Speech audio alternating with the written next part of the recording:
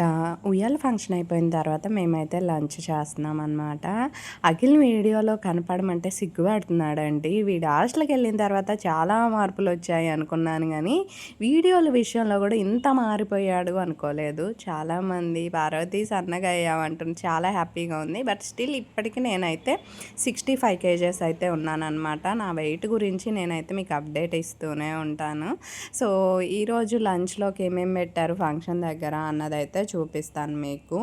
First అయితే sweet and తర్వాత బిర్యానీ, దాంట్లోకి chicken gravy and chicken fry, ఒక బజ్జీ అండ్ రసము, పెరుగు, వైట్ రైస్ ఇవన్నీ ఉన్నాయన్నమాట.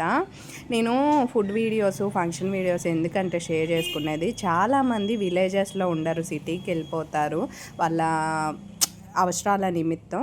అప్పుడు ఇలాంటి వీడియోస్ చూస్తే హ్యాపీగా ఫీల్ అవుతారు అన్న ఉద్దేశంతో కారులోంచి నేను వచ్చేటప్పుడు స్మెల్ వచ్చింది.